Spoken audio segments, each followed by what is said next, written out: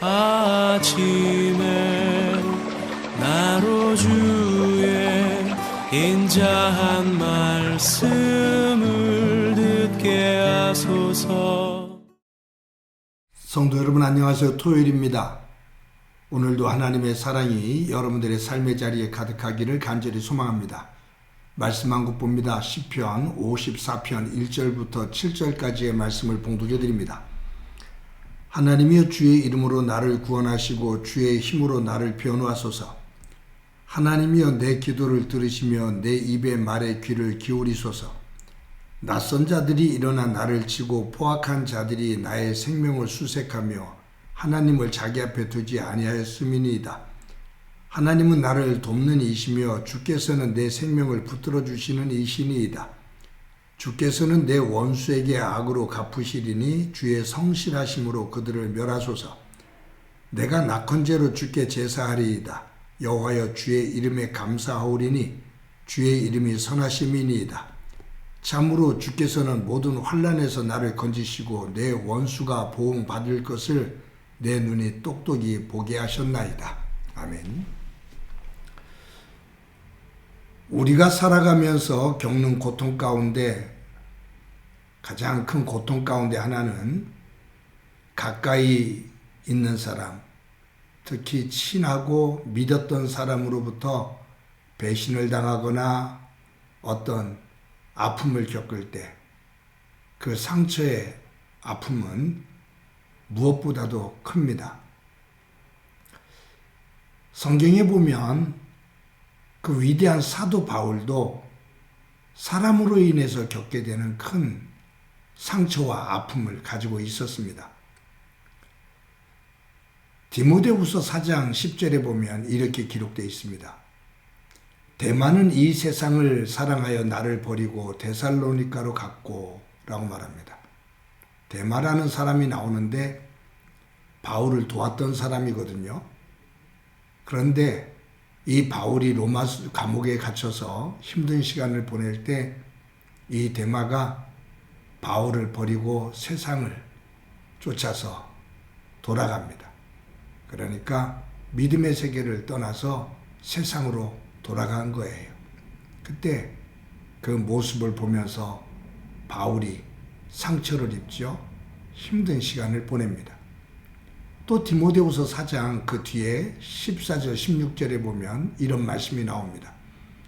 구리 세공업자 알렉산더가 내게 해를 많이 입혔음에 주께서 그 행한 대로 그에게 갚으시리니 너도 그를 주의하라.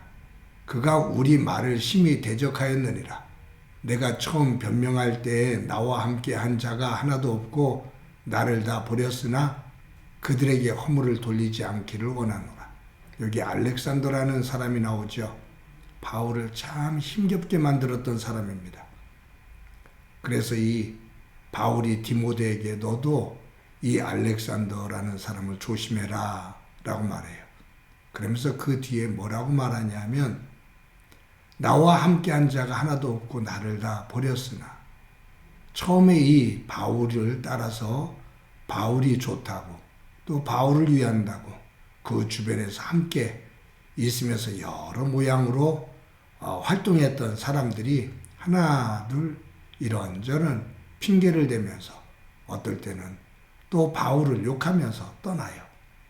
이런 때 이 바울이 큰 상처를 받는 거죠. 그런데 그들에게 허물을 돌리고 싶지 않다라고 말을 해요.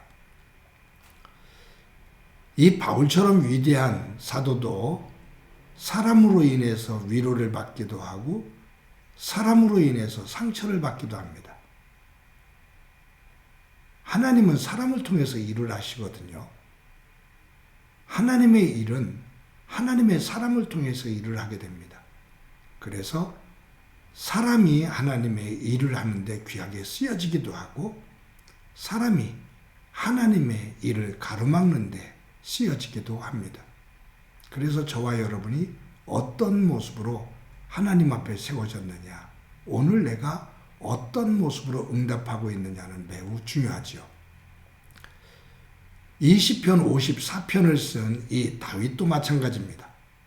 다윗도 그의 생애에서 사람으로 인해서 많은 위로를 받기도 하고 힘을 얻기도 하고 또 한편에서는 사람으로 인해서 큰 상처를 받기도 합니다. 다윗에게 힘이 됐던 여러 사람들이 있죠. 특히 요나단 같은 친구. 그런데 사울 왕이라든가 또 지지난 어제 그저께 보았습니다만 도액과 같은 사람, 이런 사람들은 이 다윗을 참으로 아프게 했던, 힘들게 만들었던 사람입니다. 그래서 시편 52편, 53편, 오늘 본문인 54편, 이것은 다윗이 사람과의 관계에 있어서 상처를 입은 이후에, 고통을 겪은 이후에 하나님 앞에 토해내는 그러한 탄식의 시입니다. 오늘 본문의 내용은 이런 거죠.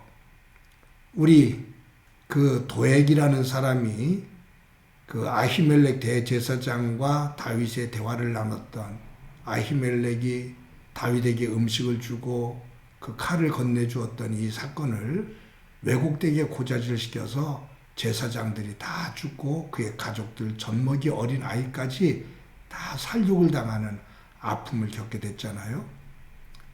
그때 이 다윗이 그 이야기를 듣고 또 도망 생활을 이어갑니다. 그러다가 십광야에 들어가요.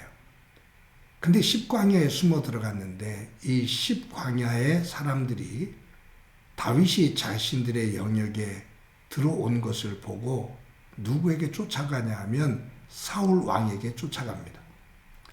사울 왕에게 쫓아가서 이 십지역에 다윗이 들어왔습니다 라고 고자질을 해요.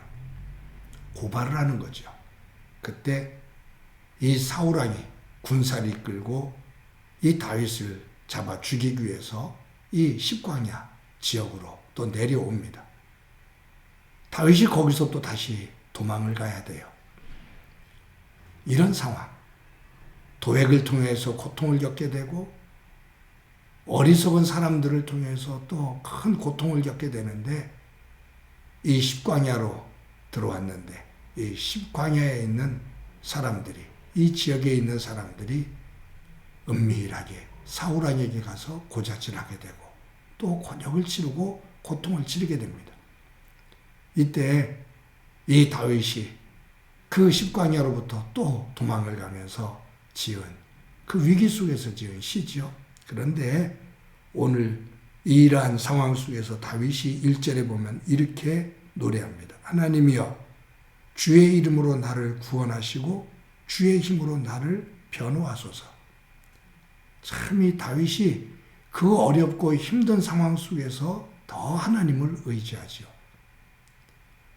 도액은 세상을 의지하지만 나는 하나님의 집에 푸른 감람나무처럼 하나님만을 영원히 의지하겠다고 다윗이 말했는데, 이 어려움 속에서도 이 다윗은 주의 이름으로 나를 구원하시고 주의 힘으로 나를 변호하소서라고 하나님을 의지하며 간구합니다. 4절에 이렇게 기록되어 있습니다. 주께서는 내 원수에게 악으로 갚으시리니 주의 성실하심으로 그들을 멸하소서. 악한 이들을 하나님께서 분명 멸해 주실 것을 믿습니다 라는 거예요. 그러면서 7절에 참으로 주께서는 모든 환난에서 나를 건지시고 내 원수가 보응받는 것을 내 눈이 똑똑히 보게 하셨나이다. 하나님께서 나를 지키시고 나를 분명히 건져주실 것을 나는 믿습니다.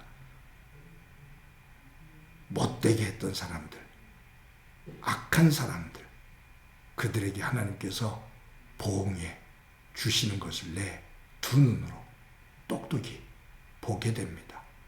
라고 하나님 앞에 고백을 합니다. 사랑하는 성도 여러분, 위기가 깊어지면 깊어질수록 다윗의 믿음은 더 단단해집니다. 그리고 하나님에게 더 집중합니다. 저와 여러분이 오늘 하루를 살면서 우리의 영적인 부분들을 흐트러 놓는 여러 가지 사건들이 있을 것인데, 다윗이 가지고 있는 이 영성을 가지고 우리가 하나님 앞에 더 집중하며 우리의 믿음을 더 단단하게 세워 그 후에 하나님의 놀라운 역사하심을 볼 수 있기를 소망합니다. 한번 기도드립니다. 하나님 감사합니다. 사도 바울도 그렇고 다윗도 그렇고 하나님의 사람으로 살면서 사람으로 인해 많은 어려움을 겪게 되는데 그 어려움 속에서 사도 바울도 다윗도 하나님 앞에 더 집중하고 더 굳건한 믿음의 자리에 서는 모습을 보게 됩니다. 우리도 이와 같은 믿음을 본받아 삶을 살면서 하나님이 주시는 믿음을 가지고 하나님 앞에 집중하며 하나님께서 행하시는 그 일을 노래할 수 있는 삶이 되도록 은총 베풀어 주옵소서. 바라기는 어느 누구에겐가 악한 사람으로 서기보다 하나님의 믿음 안에서 선한 사람으로 서는 삶이 되게 하옵소서. 예수님의 이름으로 기도드립니다. 아멘.